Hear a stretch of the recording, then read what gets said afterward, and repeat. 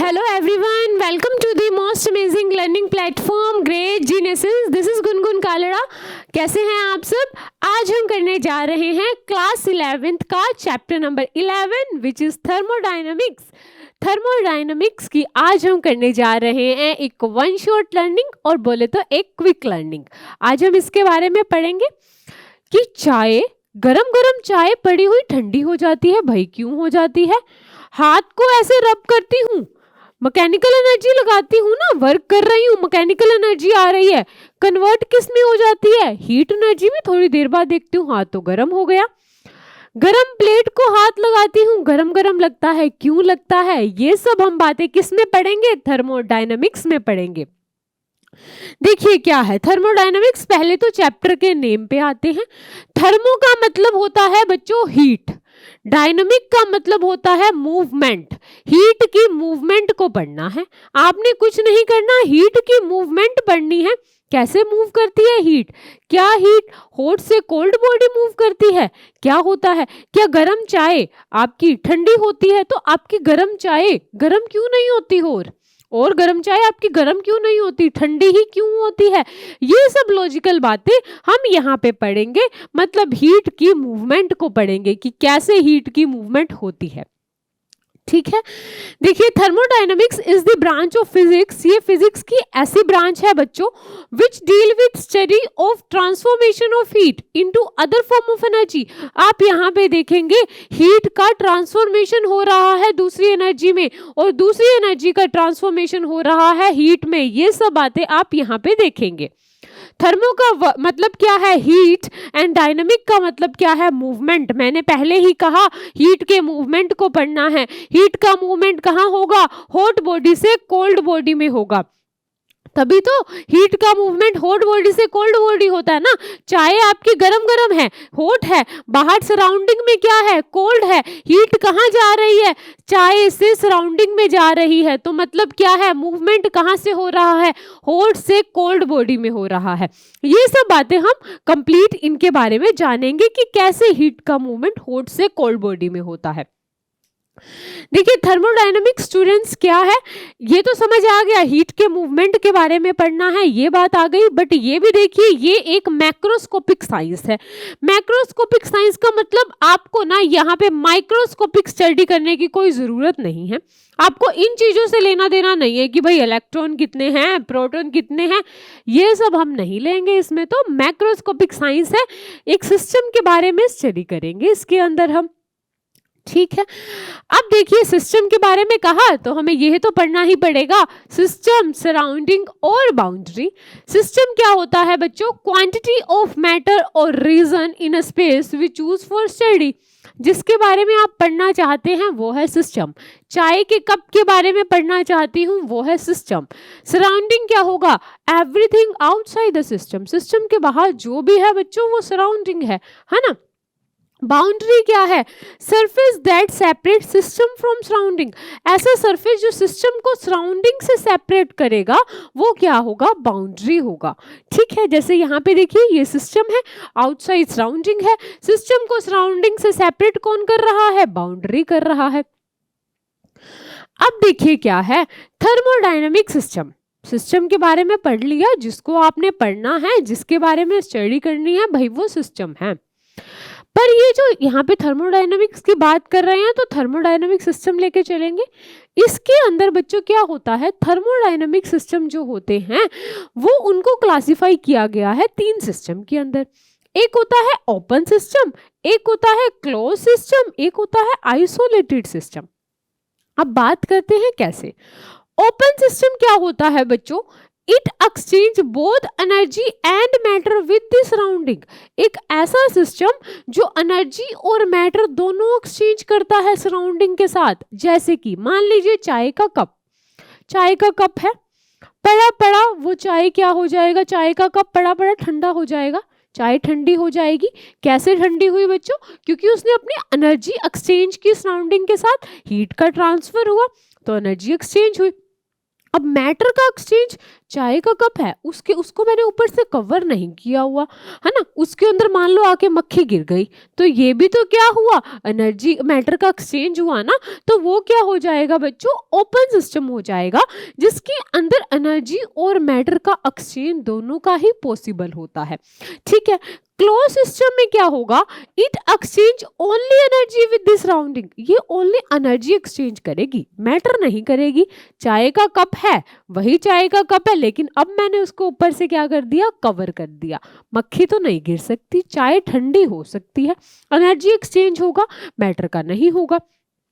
Isolated system क्या होगा, it exchange neither energy nor matter with the surrounding, ना ही ये एनर्जी का एक्सचेंज करेगा, ना ही ये मैटर का एक्सचेंज करेगा। ये कौन सा सिस्टम हो जाएगा, आइसोलेटेड सिस्टम हो जाएगा।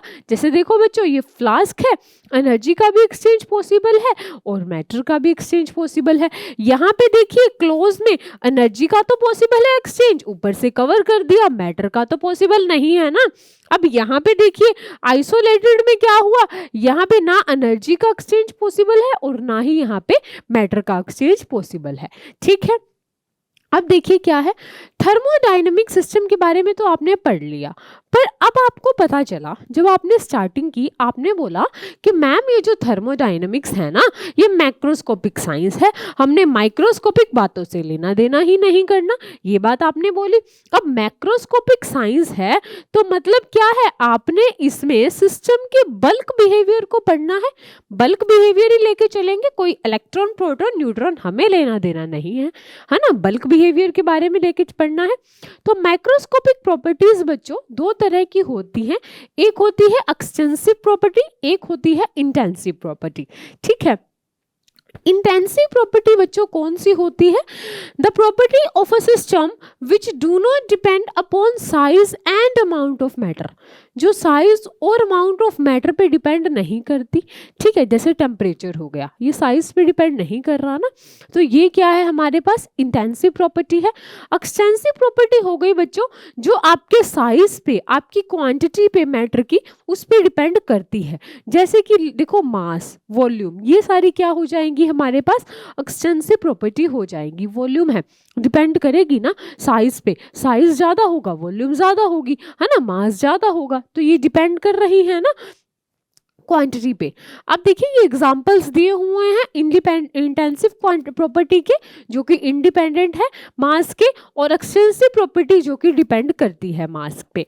ठीक है, अब बात करते हैं, आपको एक चीज समझनी है, सबसे पहले आपको समझना है थर्मल इक्विलिब्रियम। ठीक है, थर्मल इक्विलिब्रियम क्या होता है बच्चों, मैं बात कर रही हूँ थर्मल इक्विलिब्रियम की। थर्मल इक्विलिब्रियम का मतलब क्या होगा, मान लीजिए सिस्टम है, इसके बाहर सराउंडिंग है, यही होगा। जब सिस्टम और सराउंडिंग का टेम्परेचर सेम होगा ना, तब मैं कहूँगी कि वो दोनों क्या है, थर्मल इक्विलिब्रियम में है। ठीक है, ये होता है थर्मल इक्विलिब्रियम जिसमें सिस्टम का टेम्परेचर सराउंडिंग के टेम्परेचर के सेम हो। मैकेनिकल इक्विलिब्रियम में क्या होगा, मैकेनिकल इक्विलिब्रियम में क्या होगा कि मान लीजिए सिस्टम और सराउंडिंग है ना, एक सिस्टम है और सराउंडिंग है, वहां पे कोई भी अनबैलेंस्ड फोर्स नहीं है, हर तरफ से फोर्स क्या हो रही है, बैलेंस हो रही है। मान लीजिए यहाँ से भी और यहाँ से भी फोर्स लग रही है, ये बैलेंस्ड है, ये होता है कि सिस्टम आपका मैकेनिकल इक्विलिब्रियम में आ गया। थर्मल इक्विलिब्रियम का मतलब टेम्परेचर आपका सेम रहना चाहिए, तो यहाँ पे आपने बात करनी है थर्मोडायनामिक्स में थर्मल इक्विलिब्रियम की। ठीक है, अब बात करते हैं जीरोथ लॉ। जीरोथ लॉ क्या है, इसके बारे में पढ़ते हैं बच्चों हम। देखिए इसके लिए आपको क्या करना है, तीन ऑब्जेक्ट कंसीडर करने हैं। एक ऑब्जेक्ट लिया आपने ए, एक लिया बी और एक लिया सी। ठीक है, अब मैंने कहा मैंने तीन ऑब्जेक्ट कंसीडर किए, एक ए, एक बी और एक सी।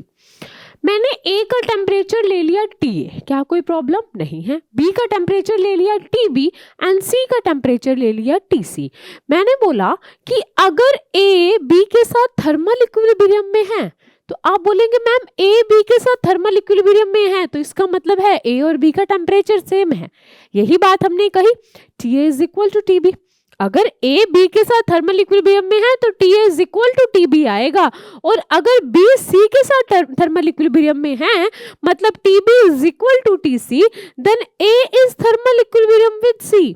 क्या कहा गया कि अगर A B के साथ थर्मल इक्विलिब्रियम में है और B C के साथ थर्मल इक्विलिब्रियम में है बच्चों, तो A C के साथ थर्मल इक्विलिब्रियम में रहेगा। देखिए ये कहा हमें जीरोथ लॉ ने कि अगर टेम्परेचर A और B का सेम है और B और C का सेम है तो भाई A और C का टेम्परेचर भी सेम रहेगा। ये हमें जीरोथ लॉ ने कहा।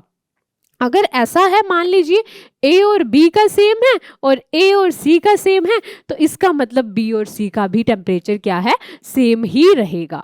ठीक है, ये बात तो हमने कर ली। अब बात आई कि why the law given as unusual name. भाई इसको तुमने जीरोथ लॉ क्यों कहा, फर्स्ट लॉ कह देते, सेकंड लॉ कह देते। तो नहीं ma'am, this is not possible because the fact is that other laws had already been discovered. इसके आने से पहले बाकी लॉज तो बन गए थे, फर्स्ट सेकंड थर्ड लॉ तो बन गया था। However, scientists thought that it was so important that it should go before all the other terms. Scientist को लगा कि बाकी लॉज को पढ़ने से पहले बच्चों को क्या है, इस लॉ के बारे में पता होना चाहिए, तो नाम दे दिया जीरोथ लॉ, क्योंकि बच्चों इसने टेम्परेचर के बारे में बताया था इस लॉ ने, तो इसके लिए इसको नाम क्या दिया गया, जीरोथ लॉ दिया गया। अब भाई हम तो नहीं मानेंगे कि A आपने कहा B के साथ थर्मल इक्विलिब्रियम में है, B C के साथ है, तो A C के साथ थर्मल इक्विलिब्रियम में होगा। हम तो एक्सपेरिमेंटली प्रूव करेंगे, एक्सपेरिमेंटली ऑब्जर्वेशन देखते हैं इसकी क्या है। To understand this law we have shown two system A and B। इस लॉ को समझने के लिए हमने दो सिस्टम ले लिए। कौन कौन से लिए, A और B लिए, सेपरेटेड बाय एडियाबैटिक वॉल। उनको सेपरेट किया गया एडियाबैटिक वॉल से। एडियाबैटिक वॉल बोले तो मैम जिसमें हीट का ट्रांसफर नहीं हो सकता, A से B हीट नहीं जा सकती, ना B से A हीट जा सकती है। ठीक है, which does not allow any transfer of heat. The two system A and B are in contact with third system. अब इन दोनों का कंटेक्ट कर दिया थर्ड सिस्टम के साथ। कौन सी वॉल लगा दी, इस केस में लगा दी डायथर्मिक वॉल, है ना। यहाँ पे क्या लगाई, through diathermic wall. Diathermic wall बोले तो मैम यहाँ पे तो हीट का ट्रांसफर पॉसिबल है, यहाँ A से C भी जा सकती है हीट, B से C भी जा सकती है। अब बच्चों क्या हुआ, थोड़ी इंग्लिश की भाषा ना समझ के यही समझते हैं यहाँ पे हुआ क्या होगा। देखो यहाँ पे हुआ कि हमारे पास यहाँ पे A से B तो भाई हीट नहीं जा सकती, ना B से A हीट आ सकती है, क्योंकि लगा दी एडियाबैटिक वॉल, है ना। अब यहाँ पे तो हमने इधर क्या हुआ, यहाँ से तो हीट जा सकती है, यहाँ से हीट आ सकती है, पॉसिबल था, है ना। अब क्या हुआ बच्चों, इधर से देखो A का टेम्परेचर, C के टेम्परेचर, भाई हर चीज इक्विलिब्रियम में होना चाहती है। आप भी स्टेबल होना चाहते हैं, मैं भी स्टेबल होना चाहती हूँ, हर कोई स्टेबल होना चाहता है। तो अब इसने क्या किया, हीट इसको जो इसने इन दोनों ने क्या किया, हीट का क्या हुआ, यहाँ पे ट्रांसफर हुआ। कब तक होता रहा, जब तक टेम्परेचर TA TC के इक्वल नहीं आ गया, इक्विलिब्रियम में नहीं आ गए। यहाँ भी कब तक होता रहा, जब तक TB TC के इक्वल नहीं आ गया, क्योंकि पॉसिबल था हीट का लो, तो हीट का ट्रांसफर तो भाई क्यों नहीं करेंगे, उन्होंने ट्रांसफर पॉसिबल था तो ट्रांसफर किया और TA TC के इक्वल आ गया, TB TC के इक्वल आ गया। अब उसके बाद इन्होंने क्या किया, अब इतना तो इन्होंने नहीं रुकना था, इन्होंने क्या किया, अब कर दी बच्चों वॉल एक्सचेंज। इतना करने के बाद ना TA TC के इक्वल और TB TC के इक्वल करने के बाद इन्होंने वॉल कर दी एक्सचेंज। एडियाबैटिक की जगह अब लगा दी डायथर्मिक वॉल। अब एडियाबैटिक की जगह कौन सी वॉल लगा दी, डायथर्मिक, और डायथर्मिक की जगह कौन सी वॉल लगा दी, एडियाबैटिक। ये कैसे हुआ, देखिए अब हमारे पास क्या हुआ, अब क्या पड़ा था, TA TC के इक्वल आया हुआ था मैम एंड TB TC के इक्वल आया हुआ था, यहाँ तक हम पहुंच गए थे, वॉल एक्सचेंज कर दी। अब यहाँ से हीट का आदान प्रदान पॉसिबल नहीं है, यहाँ से भी नहीं है हीट का आदान प्रदान, अब तो मैंने एडियाबैटिक लगा दी। अब यहाँ पे डायथर्मिक कर दी तो मैम यहाँ तो पॉसिबल है, यहाँ से हीट का लो पॉसिबल होने लगा। लेकिन अब आप क्या देखते हैं कि देखिए एक्सपेरिमेंट शो दैट यहाँ पे क्या हुआ, A state of A and B change no further is that they find to be thermal equilibrium with each other। कि आपने वॉल्स तो एक्सचेंज की, लेकिन आपने क्या देखा, यहाँ पे भी हीट का आदान प्रदान अब नहीं हो रहा। आपने वॉल लगाई, कर सकते हो, बट नहीं हुआ। क्यों नहीं हुआ, क्योंकि अब क्या हुआ, ये दोनों थर्मल इक्विलिब्रियम में आ चुके थे। TATB के इक्वल आ चुका था, तो क्यों करते भाई जब वो हैं ही स्टेबल, है ना। तो ये चीज समझ आई आपको। यहाँ पे क्या कहा कि आपने एडियाबैटिक वॉल को रिप्लेस किया डायथर्मिक वॉल से, और फिर आपने देखा, आपने कहा कि भाई आओ जाओ हीट का आदान प्रदान करो, बट नहीं करेंगे। क्यों करें जब टेम्परेचर हमारा सेम हो गया। तो ये वेरिफिकेशन हुई। आप 0th लॉ समझ गए कि अगर A B के साथ थर्मल इक्विलिब्रियम में है और B C के साथ थर्मल इक्विलिब्रियम में है, तो A C के साथ भी थर्मल इक्विलिब्रियम में रहेगा। इस हिसाब से देखते हैं तो A C के साथ थर्मल इक्विलिब्रियम में था और B C के साथ थर्मल इक्विलिब्रियम में था, तो बच्चों क्या हुआ, A B के साथ भी थर्मल इक्विलिब्रियम में आ गया। देखिए, the physical quantity that determine whether or not system is in thermal equilibrium with other system. अब क्या क्वांटिटी है जो बता रही है कि एक सिस्टम दूसरे सिस्टम के साथ थर्मल इक्विलिब्रियम में है? भाई टेम्परेचर। तो टेम्परेचर के बारे में हमें किसने बताया? 0th लॉ ने बताया। ठीक है, कि अगर दो सिस्टम थर्मल इक्विलिब्रियम में हैं तो इसका मतलब है उनका टेम्परेचर क्या है? सेम है। ठीक है, and if they are not in thermal equilibrium, अगर थर्मल इक्विलिब्रियम में नहीं है तो इसका मतलब क्या है? टेम्परेचर सेम नहीं है। ठीक है, तो ये हम समझ चुके हैं। तो 0th लॉ ने बच्चों ये भी क्या है, हमें एक क्या बताया कि यहाँ पे एक स्केलर क्वांटिटी एग्जिस्ट करती है जो कि क्या है? टेम्परेचर है, which is property of all thermodynamic system such that कि अगर आपका टेम्परेचर सेम रहेगा तो ही आप कहेंगे दो सिस्टम या दो सराउंडिंग आपस में दो सिस्टम या सिस्टम के साथ सराउंडिंग आपस में थर्मल इक्विलिब्रियम में रहेगा। ठीक है, अब देखिए क्या है, अब हमने 0th लॉ के बारे में तो पढ़ लिया। अब हम बात करेंगे, जाना है धीरे धीरे फर्स्ट लॉ की तरफ। तो उसके लिए हमें पहले कुछ टर्म्स का पता होना चाहिए, जैसे कि इंटरनल एनर्जी, हीट और वर्क। इनके बारे में बात करते हैं पहले बच्चों। इंटरनल एनर्जी क्या है? The three terms heat, internal energy and work will be used very commonly in this chapter. इस चैप्टर में तो बहुत यूज होंगी ये टर्म। ठीक है, therefore it is important to understand them. तो इसको पढ़ना आपको बहुत जरूरी है। तो सबसे पहले बात करते हैं internal energy. Internal energy system की क्यों होती है?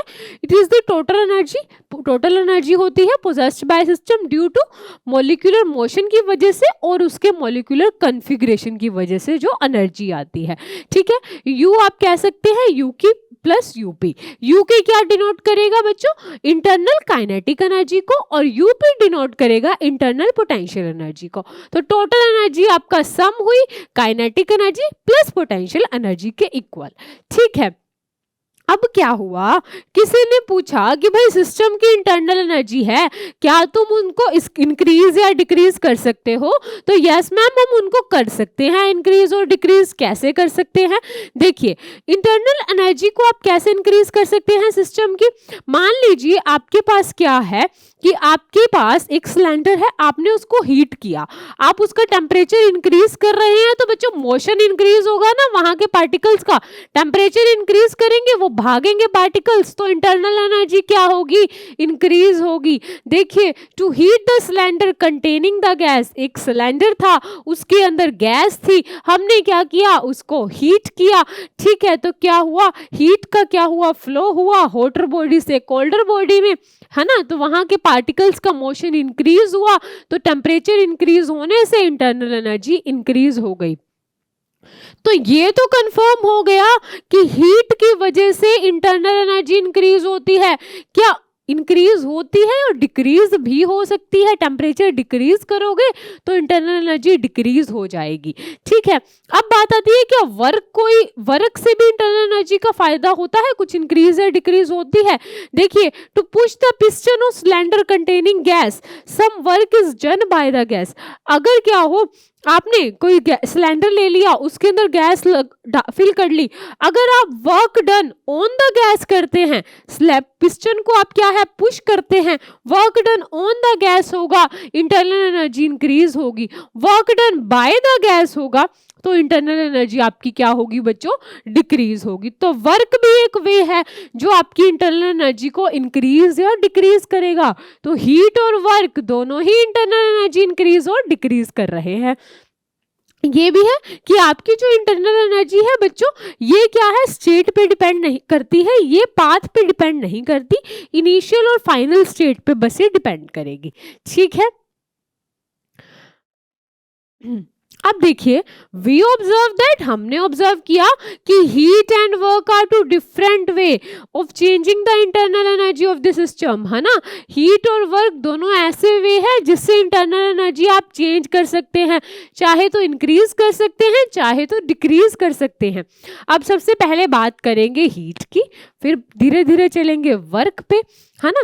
फिर इसी से रिलेटेड इंटरनल एनर्जी, हीट और वर्क से रिलेटेड एक लॉ पढ़ेंगे बच्चों, जिसको कहा जाता है फर्स्ट लॉ ऑफ थर्मोडायनेमिक्स। देखिए क्या है, it is the energy that exchange between a system and environment because of the temperature difference. हाँ ठीक है, हीट क्या होता है, एक फॉर्म, एनर्जी की ही तो फॉर्म है, जो क्या करती है, फ्लो करती है एक बॉडी से दूसरी बॉडी, क्यों, टेम्परेचर डिफरेंस के कारण। ऐसा यूनिट हीट की जूल होती है। अब वर्क क्या होगा, देखिए, by work we mean work done by the system और ऑन द सिस्टम। अब जब जब आप यहाँ वर्क की बात करेंगे थर्मोडायनेमिक्स में बच्चों, तो आपको देखना है कि वर्क डन या तो सिस्टम के द्वारा होगा, है ना, या वर्क डन सिस्टम पे होगा, work done by the gas या work done on the gas. Suppose a gas is confined in a cylinder, एक सिलेंडर ले लो, उसके अंदर गैस है, विद अ मूवेबल पिस्टन, आपने एक पिस्टन लगा दिया और वो मूव कर सकता है। अब यहाँ पे क्या हुआ, if P is the pressure on the system and A is the area, तो फोर्स क्या हो जाएगा आपके पास, प्रेशर इनटू एरिया हो जाएगा। फोर्स प्रेशर इनटू एरिया हो गया, और अब आप पिस्टन को देखिए, मूव करते हैं, मान लीजिए पिस्टन को मूव कर रहे हैं, तो work done on the gas कर रहे हैं, वर्क डन कर रहे हैं, तो वर्क डन तो भाई हमें पता है dW क्या होता है, फोर्स इनटू डिस्प्लेसमेंट होता है। फोर्स हमारे पास क्या है, PA है, PA इंटू DX है, एरिया इंटू dx क्या हो जाएगा, वॉल्यूम, तो वर्क डन क्या हो जाएगा, PdV हो जाएगा। नेट वर्क डन निकालना हुआ तो मैं इसको इंटीग्रेट कर दूंगी, है ना, नेट वर्क डन निकालना हो तो मैं इसको क्या कर दूंगी, इंटीग्रेट कर दूंगी, तो ये मेरे पास क्या है, W की वैल्यू आ जाएगी। अब आपने इंटरनल एनर्जी समझ ली, हीट समझ ली, वर्क डन समझ लिया, अब चले फर्स्ट लॉ ऑफ थर्मोडायनामिक्स पे, तो चलते हैं। देखिए क्या है, फर्स्ट लॉ ऑफ थर्मोडायनेमिक्स क्या कहता है, this law is simply the general law of conservation of energy, कि भाई जीरोथ लॉ ने आपको टेम्परेचर के बारे में फिजिकल सिग्निफिकेंस दिया, कोई प्रॉब्लम नहीं है, लेकिन ये जो लॉ है थर्मोडायनेमिक्स, ये कंजर्वेशन ऑफ एनर्जी पे बेस्ड है। क्या कहता है ये law, as applied to heat energy we know that internal energy of system can change through two modes। तुम्हें पता है कि जो इंटरनल एनर्जी है वो दो मोड्स के द्वारा चेंज हो सकती है, हीट और वर्क। तो फर्स्ट लॉ ऑफ थर्मोडायनेमिक्स में पता है क्या कहा, dq क्या होगा, du प्लस dw के इक्वल होगा। ये जो dq है, अगर आप small amount of work heat देंगे तो स्मॉल अमाउंट ऑफ आप हीट जो दे रहे हैं वो किस किस काम में आएगी, एक उसकी इंटरनल एनर्जी इंक्रीज करने में सिस्टम की, और एक वर्क डन करने में। ठीक है, ये हमें क्या कहा, ये हमें फर्स्ट लॉ ऑफ थर्मोडायनेमिक्स में कहा गया, जो कि क्या था बच्चों, dq is equal to du plus dw, जिसमें dq क्या था, a small amount of heat supply to the system, system को small amount of heat supply कर दी, du क्या था, small change in internal energy है, और dw क्या है, small amount of work done है। ये हमें किसने कहा, फर्स्ट लॉ ऑफ थर्मोडायनेमिक्स ने कहा। ठीक है, आपको ये चीज भी ध्यान रखनी है कि जो ये आपका du है, ये मैंने शुरू से ही बोला है कि ये पाथ पे डिपेंड नहीं करता है, ये स्टेट वेरिएबल है, du आपका इनिशियल और फाइनल स्टेट पे डिपेंड करेगा। ठीक है,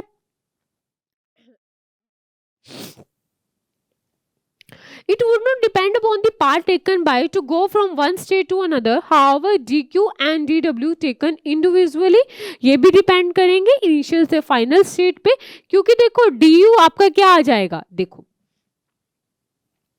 यहाँ पे अगर मैं कहूं dq is equal to du plus dw है, तो आप कहेंगे मैम du क्या हो जाएगा, dq माइनस dw, अगर ये इनिशियल और फाइनल स्टेट पे डिपेंड कर रहे हैं तो ये डी क्यू माइनस जी डब्ल्यू भी तो इनिशियल और फाइनल स्टेट पे ही डिपेंड करेंगे, है ना।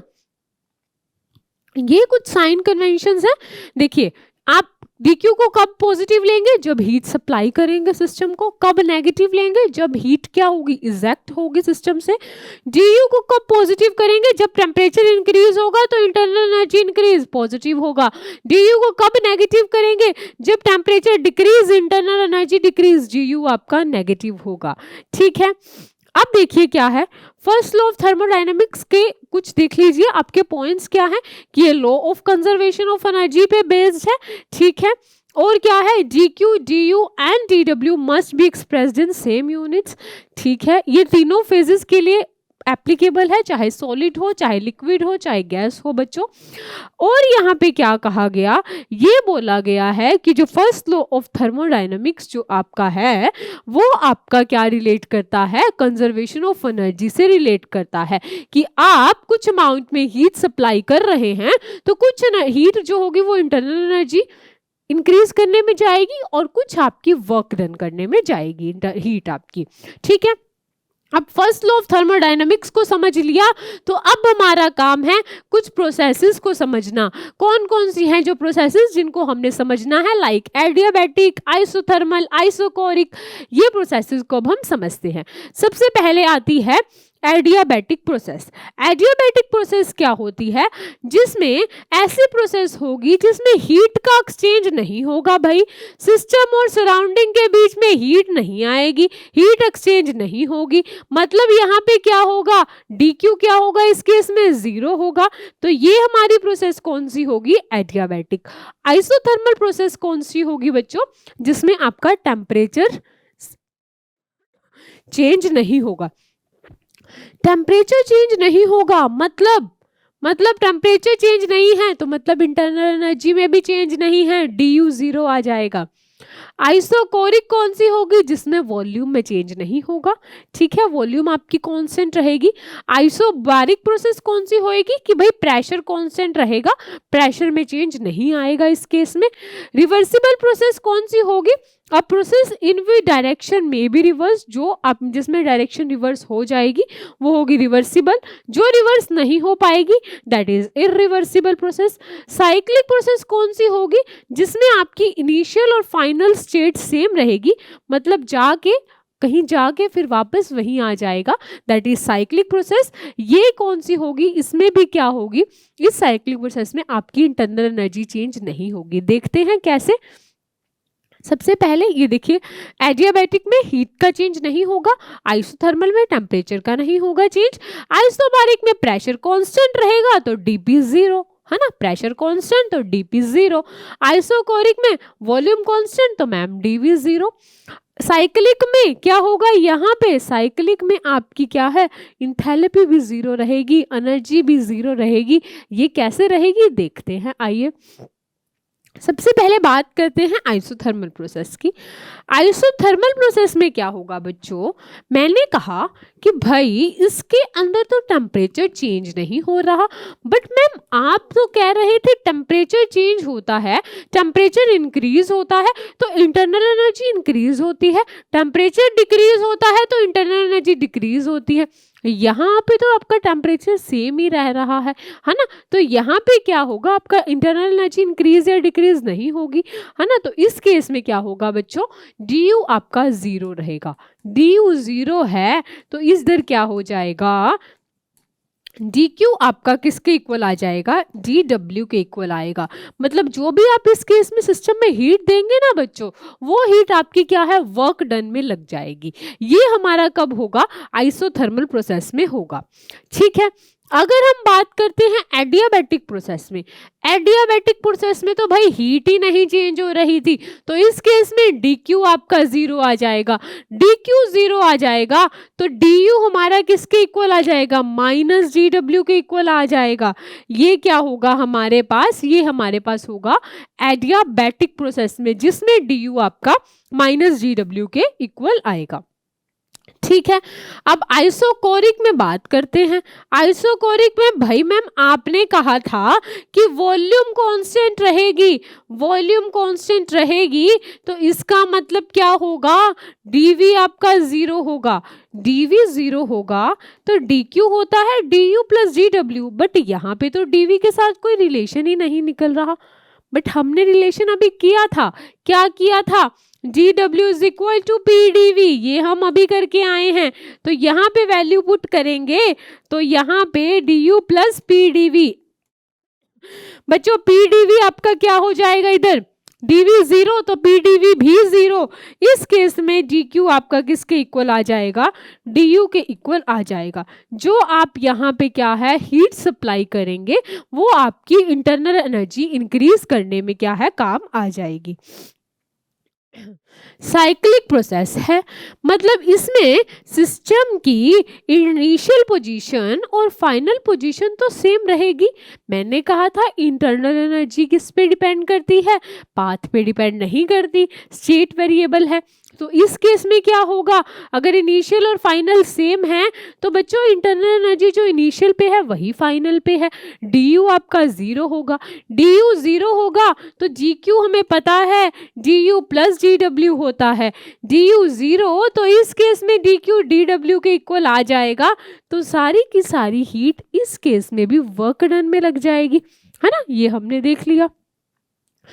देखिए नेट वर्क डन यहाँ पे होगा during a cyclic process is equal to amount of heat energy transfer. जितना आपने एनर्जी ट्रांसफर किया यहाँ पे उतना का उतना हमारी जो एनर्जी है वो वर्क डन में यूज हो जाएगी। नहीं तो ऐसे भी तो हो सकता है ना कि इंटरनल एनर्जी में भी चली जाती थी, कंज्यूम कर लेती थी इंटरनल एनर्जी भी, लेकिन अब यहाँ पे तो इंटरनल एनर्जी 0 है तो आप जितनी हीट दे रहे हैं वो उतनी हीट आपके वर्क डन में लग रही है।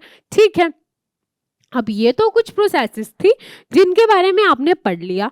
अब हम करने जा रहे हैं एक relationship which is Mayer's relationship. Mayer's relationship क्या है, मेयर्स रिलेशनशिप में आपको क्या करना है, मेयर्स रिलेशनशिप में आपको प्रूव करना है एक रिलेशन बच्चों जो कि क्या है, जो कि है Cp minus CV is equal to R। Cp क्या है, specific heat at constant pressure, Cv क्या है, specific heat at constant volume. इसका Cp माइनस Cv किसके इक्वल प्रूव करना है, R के इक्वल प्रूव करना है। स्पेसिफिक हीट ये क्या होती है ma'am, the amount of heat required to raise the temperature of 1 kilogram of substance by 1 degree Celsius। 1 kilogram substance का टेम्परेचर 1 डिग्री सेल्सियस से रेज करने में आपको जो हीट चाहिए वही होती है स्पेसिफिक हीट। अब देखिए ये dq du प्लस pdv के इक्वल आपने पढ़ा, फर्स्ट लॉ था, क्या था first law, dq is equal to du plus dw। मैंने आपको बताया dw pdv के इक्वल आया तो आपने कहा dq is equal to du plus pdv, ये आ गया। अगर आप specific heat at constant volume देखते हैं तो आप लगाएंगे Cv, एट कांस्टेंट प्रेशर देखते हैं तो आप लगाएंगे Cp। आप सबसे पहले कांस्टेंट वॉल्यूम की बात करें, अब Cv क्या हो जाएगा dq by dt eight constant volume. ठीक है, यहाँ dq की जगह आपको पुट क्या करना है, Cv आ जाएगा, ऊपर से आप वैल्यू पुट करें dq की जगह तो du plus pdv divided by dt। अब dv तो इस केस में 0, कांस्टेंट वॉल्यूम, तो Cv किसके इक्वल आ जाएगा, du बाई dt के इक्वल आ जाएगा। ठीक है, Cp के लिए आपको क्या है dq by dt eight constant pressure, dq की वैल्यू ऊपर से पुट की, क्या आई du plus pdv upon dt, du by dt किया प्लस pdv बाई dt किया, du बाई dt मैम हमारे पास Cv के इक्वल है प्लस pdv बाई dt, ये आ गया। अब हमें पता है आइडियल गैस इक्वेशन है वो क्या है, PV is equal to nRT। अगर हम 1 मोल ऑफ गैस की बात करते हैं तो PV is equal to RT, n की वैल्यू 1 पुट की, डेरिवेटिव किया किसके इक्वल आ जाएगा, P dV by dt R के इक्वल। यहाँ P dV बाई dt की वैल्यू R पुट की तो हमारे पास आ गया Cp is equal to CV plus R, और आप कह सकते हैं Cp माइनस Cv R के इक्वल। ये हमने क्या है यहाँ पे क्या कर दिया, प्रूव कर दिया। ठीक है, अब देखिए आगे क्या है, लिमिटेशंस हैं फर्स्ट लॉ ऑफ थर्मोडायनामिक्स क्या था? फर्स्ट लॉ ऑफ थर्मोडायनामिक्स हमारे पास था कि ये law of conservation of energy पे बेस था, which is GQ is equal to DU plus GW। ठीक है, जीरोथ लॉ क्या था जिसने हमें टेम्परेचर के बारे में बताया था। फर्स्ट लॉ ऑफ थर्मोडायनामिक्स ने हमें ये नहीं बताया कि जो हीट का फ्लो है वो किस डायरेक्शन में होगा, ये तो नहीं बताया। और इसने हमें ये भी नहीं बताया कि कितनी अमाउंट ऑफ हीट कित वर्क में कन्वर्ट होगी, एग्जैक्ट तो नहीं बताया, है ना। तो कुछ लिमिटेशंस थी इसकी, जिसकी वजह से किसको आना पड़ा? सेकंड लॉ ऑफ थर्मोडायनामिक्स को आना पड़ा। सेकंड लॉ ऑफ थर्मोडायनामिक्स को एक्सप्लेन किसने किया? कौन सी दो स्टेटमेंट्स थी? एक थी केल्विन प्लैंक कांस्टेंट, एक थी Clausius statement. Kelvin Planck statement क्या थी बच्चों? ये कहती थी कि it is impossible to construct a heat engine which would observe heat from a reservoir and convert 100% of heat into work. वो ये कहती थी कि 100% हीट को वर्क में कन्वर्ट करना, ऐसा इंजन बनाना तो मुश्किल है भाई, कि जो ऐसा इंजन आप नहीं बना सकते जो 100% हीट को वर्क में कन्वर्ट कर दे। और क्लोसियस की स्टेटमेंट आई, उसने बोला कि ऐसी मशीन बनानी भी मुश्किल है जो बिना एक्सटर्नल एनर्जी के, जिसमें हीट का ट्रांसफर जो है वो कोल्ड बॉडी से हॉट बॉडी में हो सके, है ना, क्योंकि हीट का ट्रांसफर तो हॉट से कोल्ड में ही होता है ना। तो कोल्ड से हॉट में जाने के लिए हीट को बिना एक्सटर्नल एनर्जी के ऐसा पॉसिबल होना इम्पॉसिबल है। ठीक है, देखिए, it is impossible to design a self acting machine, ऐसी मशीन बनानी without any external agency which would transfer heat from body at a lower temperature to body at higher temperature. कि आप कहो ना कि मैम हीट का transfer lower से higher में हो सकता है, तो भाई पॉसिबल है, बट उसके लिए आपको एक्सटर्नल एजेंसी लगानी पड़ेगी। बिना एक्सटर्नल एजेंसी के वो पॉसिबल नहीं है। ठीक है, देखिए कि हीट का ट्रांसफर हॉट से कोल्ड में ही होगा, कोल्ड से हॉट एक्सटर्नल एजेंसी के साथ पॉसिबल है। अब आपको इसके कुछ टर्मोलॉजीज थी जो आपको पता होनी चाहिए, अभी हम जो इंजन समझेंगे उसके लिए। ठीक है, जैसे कि ये क्या है? सोर्स है। सोर्स क्या है? एक ऐसा हीट रिजर्वर है बच्चों जिसका टेम्परेचर बहुत ज़्यादा हाई होता है। It's thermal capacity should be very large, कि इसकी थर्मल कैपेसिटी बहुत ज़्यादा लार्ज होती है ना, कि आप कितनी भी हीट उससे ले लो उसको फर्क नहीं पड़ता, उसके टेम्परेचर में कोई भी चेंज नहीं आता। सिंक क्या होता है? It is a heat reservoir eight a lower temperature. इसका ये ऐसा एक हीट रिजर्वर है जिसका टेम्परेचर बहुत लो होता है, आप जितनी भी उसको हीट देते जाओ उसके टेम्परेचर में फर्क नहीं आता है। ठीक है, वर्किंग सब्सटेंस एक ऐसा मटेरियल है जो मैकेनिकल वर्क परफॉर्म करता है। इसमें सॉलिड, लिक्विड या गैस कुछ भी हो सकता है। ठीक है, ये सोर्स है, ये सिंक है, ये आपका वर्किंग सब्सटेंस होगा। अब हम सबसे पहले समझते हैं भाई हीट इंजन के बारे में। केल्विन ने बोला था कि ऐसा इंजन नहीं बना सकते जो 100% हीट को वर्क में कन्वर्ट कर सके, है ना। तो हम उसके लिए क्या समझने जा रहे हैं? Heat engine. हीट इंजन क्या है बच्चों? Heat engine is a device which convert heat energy into mechanical energy. Heat engine एक ऐसा डिवाइस है जो हीट एनर्जी को मैकेनिकल एनर्जी में कन्वर्ट करेगा। ठीक है, अब हीट इंजन जो है इसके अंदर आप 3 पार्ट लेके चलेंगे, सोर्स, सिंक और वर्किंग सब्सटेंस। ठीक है, सोर्स का टेम्परेचर क्या होगा? हाई होगा। सिंक का टेम्परेचर क्या होगा? लो होगा, है ना। वर्किंग सब्सटेंस आपका कुछ भी हो सकता है, सॉलिड, लिक्विड या गैस। सोर्स का टेम्परेचर है high which is T1, sink का टेम्परेचर है लो विच इज T2, ये आपका है वर्किंग सब्सटेंस। ठीक है, अब आप यहाँ पे क्या कर रहे हैं हीट इंजन में? आप देखिए, सोर्स से हीट ले रहे हैं बच्चों, सोर्स से हीट ले रहे हैं मतलब आप Q1 हीट ले रहे हैं। कुछ हीट सिंक में जा रही है, Q2 हीट आप कह रहे हैं मैम सिंक में जा रही है, तो वर्क कितना हो रहा है? वर्क हो रहा है Q1 माइनस Q2, है ना। वर्क यही हो रहा है Q1 माइनस Q2। देखिए, suppose the working substance take amount of heat Q1 from the source से हीट ली Q1, सिंक को हीट दी Q2। ठीक है, तो नेट अमाउंट ऑफ हीट जो वर्क में कन्वर्ट होगी वो क्या होगा? Q1 माइनस Q2 के इक्वल होगा। एफिशिएंसी कैसे निकालेंगे? थर्मल एफिशिएंसी इंजन की, हीट इंजन की, तो थर्मल एफिशिएंसी होगी, it is defined as ratio of work obtain to the taken heat in from the source, कि वर्क डिवाइडेड बाय जितनी आपने हीट सोर्स से ली, है ना, वर्क कितना हुआ Q1 माइनस Q2, सोर्स से हीट आपने कितनी ली, Q1 ली, तो यहाँ से आपके पास एफिशिएंसी किसके इक्वल आ जाएगी बच्चों, यहाँ से एफिशिएंसी हमारे पास आ जाएगी Q1 minus Q2 divided by Q1 है, तो ये आ जाएगा 1 माइनस Q2 बाई Q1 के इक्वल आ जाएगी एफिशिएंसी। एफिशिएंसी आपकी 1 कब होगी, 100% कब होगी, जब Q2 0 होगा। Q2 0 मतलब आप कोई भी हीट सिंक को ना दे, सारी की सारी हीट वर्क में कन्वर्ट हो जाए, ऐसा पॉसिबल नहीं हो सकता, है ना। एक जो आपका प्रैक्टिकल इंजन जो चल रहा है उसमें ऐसा पॉसिबल तो नहीं हो सकता, क्योंकि Q2 कभी भी 0 तो नहीं होगा, आपको कुछ ना कुछ हीट तो सिंक को देनी पड़ेगी, दैट्स व्हाई इसकी एफिशिएंसी हमेशा लेस देन 100% रहेगी।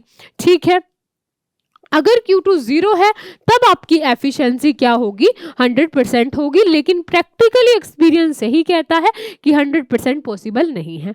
अब एक और इंजन देखते हैं जो कि क्या है, कार्नोट इंजन है।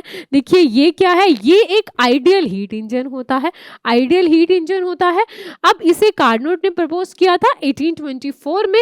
ये एक ऐसा इंजन है जो ऑपरेट करता है बच्चों वही सेम टेम्परेचर T1 और T2 पे, और इसको क्या कहा जाता है, कार्नोट हीट इंजन कहा जाता है, क्योंकि ये ओल्ड डिफेक्ट से आपका क्या है, फ्री होता है, मतलब ये एक ऐसा आइडियल इंजन होता है। ठीक है, जिसमें हम कह सकते हैं कि सारी की सारी हीट आपकी वर्क में कन्वर्ट हो गई, बट ऐसा तो पॉसिबल नहीं है। अब यहाँ पे क्या होता है, यहाँ पे क्या होगा, आपको क्या लेना पड़ेगा, सोर्स लेना पड़ेगा, जिसमें आपने यहाँ पे क्या लिया, जिसका टेम्परेचर है T1, सिंक लिया जिसका टेम्परेचर है T2, एक इंसुलेटेड स्टैंड लिया जिसके ऊपर आपने एक अपने सिलेंडर को रखा जिसका कंडक्टिंग बेस है, उधर आपने बीच में क्या रखा, यहाँ पे एक पिस्टन रखा और यहाँ पे गैस सिलेंडर के अंदर की गैस फिल, ठीक है, मतलब वर्किंग सब्सटेंस को फिल किया। तो यहाँ पे क्या होगा, ये कार्नोट इंजन है, इसको क्या है बच्चों, ये क्या होता है, 4 साइकिल के अंदर वर्क करता है। कौन कौन सी होती हैं वो 4 साइकिल, आइसोथर्मल एक्सपेंशन, ठीक है, isothermal expansion, adiabatic expansion, isothermal compression और एडियाबैटिक कंप्रेशन, ये 4 साइकिल पे वर्क करता है आपका कार्नोट इंजन। सबसे पहले सिलेंडर, सिलेंडर क्या है, हैज कंडक्टिंग बेस होगा, इंसुलेटिंग वॉल्स होंगी, it consist of ideal gas as a working substance, ठीक है, और इसके अंदर एक पिस्टन लगा होगा फ्रिक्शनलेस। सोर्स क्या होगा, जो एक हॉट रिजर्वर होगा जिसका टेम्परेचर क्या होगा, T होगा, विद कंडक्टिंग वॉल्स होगी, इनफाइनाइट थर्मल कैपेसिटी है, जितनी मर्जी आप हीट ले लें उसके टेम्परेचर पे फर्क नहीं आएगा। सिंक क्या होगा, it is a cold reservoir at temperature T2, इसकी भी इनफाइनाइट हीट कैपेसिटी होगी, जितनी मर्जी आप हीट उसको दे दे, उसके सिंक को दे दे, उसके टेम्परेचर में फर्क नहीं आएगा। वर्किंग सब्सटेंस हम यहाँ पे आइडियल गैस यूज कर रहे हैं। इंसुलेटिंग स्टैंड में base of the cylinder could be placed on the insulated stand to isolate it completely from the surrounding. हम यहाँ पे इंसुलेटिंग स्टैंड के ऊपर भी क्या है, इसको रखेंगे हमारे एक जो सिलेंडर को, ताकि हम इसको इंसुलेट कर सके फ्रॉम सराउंडिंग से।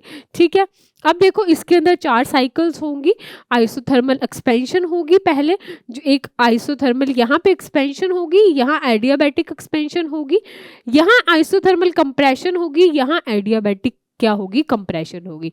आइसोथर्मल होगी मतलब वहां पे क्या होगा, टेम्परेचर कांस्टेंट रहेगा। एडियाबैटिक में क्या होगा बच्चों, आइसोथर्मल में क्या होगा, आइसोथर्मल में होगा टेम्परेचर आपका कांस्टेंट रहेगा, मतलब इस केस में dt आपका 0 रहेगा।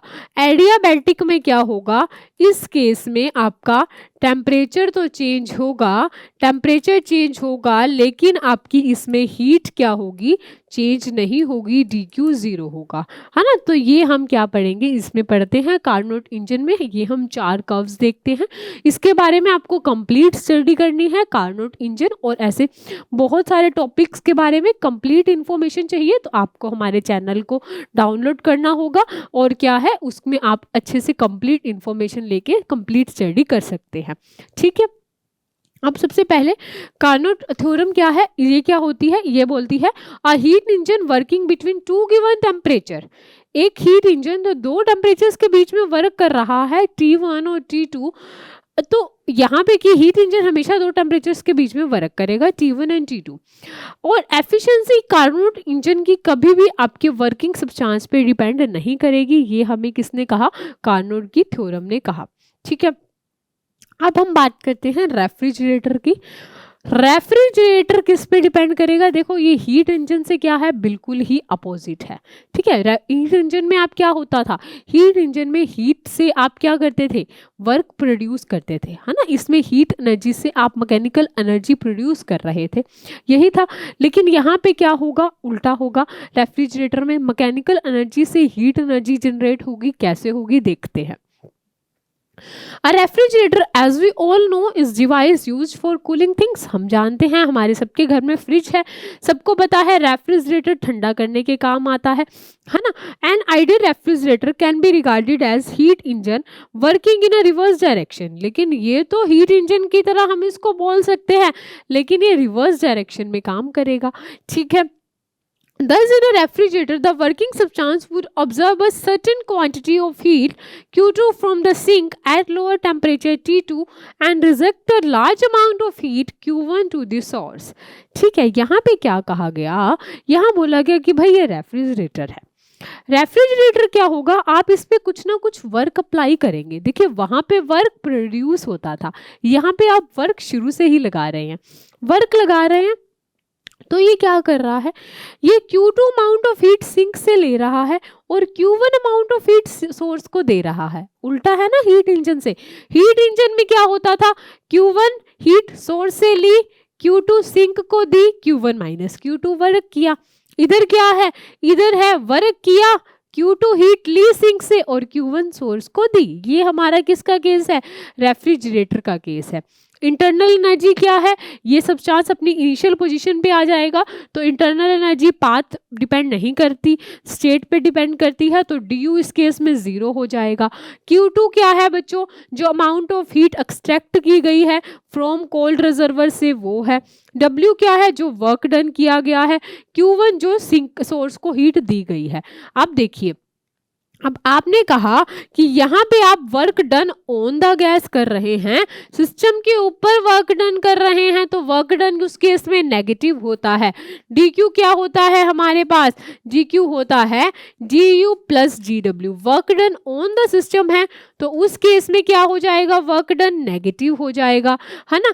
अब DQ यहाँ पे क्या होगा, DQ हमारे पास होगा Q2 माइनस Q1। DU तो इस केस में 0 है, तो W हमारे पास क्या आ जाएगा, Q1 माइनस Q2 के इक्वल आ जाएगा। ठीक है, वहां पे हमने थर्मल एफिशिएंसी पढ़ी थी हीट इंजन के लिए। यहाँ पे रेफ्रिजरेटर के लिए बच्चों हमें क्या करना होता है, कोफिशिएंट ऑफ परफॉर्मेंस पढ़नी होती है। जो रेफ्रिजरेटर की क्या होती है कि it is defined as ratio of quantity of heat removed from the sink, कि जितनी आपने हीट रिमूव की to the energy spent per cycle. To ratio किसका होता है, जितनी आपने हीट रिमूव की और जितना आपने वर्क किया वो हीट रिमूव करने के लिए, Q2 बाय W। W की वैल्यू आपके पास आ चुकी है Q1 माइनस Q2, तो ये हमारे पास क्या है, कोफिशिएंट ऑफ परफॉर्मेंस रेफ्रिजरेटर की निकल चुकी है। ठीक है, तो आपने देखा कि यहाँ पे क्या था बच्चों, ये चैप्टर के बारे में हमने एक वन शॉट लर्निंग कर ली, क्विक लर्निंग कर ली है। इसमें हमने क्या क्या देखा, इसमें हमने ये देखा सबसे पहले तो कि भाई थर्मोडायनामिक्स हीट की मूवमेंट को पढ़ना था। बात आई हीट की मूवमेंट, हमने कहा हॉट से कोल्ड बॉडी होगी। कोल्ड से हॉट कब पॉसिबल है, जब हम क्या करेंगे, एक्सटर्नल वर्क करेंगे। वो हमने केस देखा रेफ्रिजरेटर का। हमने देखा हीट इंजन और रेफ्रिजरेटर आपके क्या थे, दोनों ही अपोजिट थे, है ना। जैसे हीट इंजन वर्क कर रहा था उसके बिल्कुल अपोजिट ही रेफ्रिजरेटर आपका वर्क कर रहा था। कैसे, हमने फर्स्ट लॉ ऑफ थर्मोडायनामिक्स को देखा। जीरोथ लॉ ने क्या बताया, जीरोथ लॉ टेम्परेचर के बारे में बताया जीरोथ लॉ ने बच्चों, है ना। फर्स्ट लॉ ऑफ थर्मोडायनामिक्स ने क्या बताया, DQ is equal to DU plus GW बताया। सेकेंड लॉ ने क्या बताया कि हीट जो फ्लो करती है उसकी डायरेक्शन आखिर में कैसी होती है। ये दोनों स्टेटमेंट देखी केल्विन की और क्लॉजिस की। तो ये हमने अच्छे से देख लिया है। ऐसे ही मिलते हैं और वन शॉट लर्निंग्स के साथ। अगर आपको इस चैप्टर के 1 to 1 टॉपिक को अच्छे से समझना है तो आपको क्या है, प्ले स्टोर पे जाना है, हमारी ऐप ग्रेट जीनियसेस को डाउनलोड करना है और लिंक आपको डिस्क्रिप्शन में भी मिल जाएगा। वहाँ आपको हर एक टॉपिक की कंप्लीट इन्फॉर्मेशन मिलेगी, आपको वहाँ सब कुछ पढ़ने को मिलेगा। मिलते हैं ऐसे ही और शॉर्ट लर्निंग्स के साथ और ऐसे ही नई वीडियोस के साथ। Till then take care, have fun, thank you.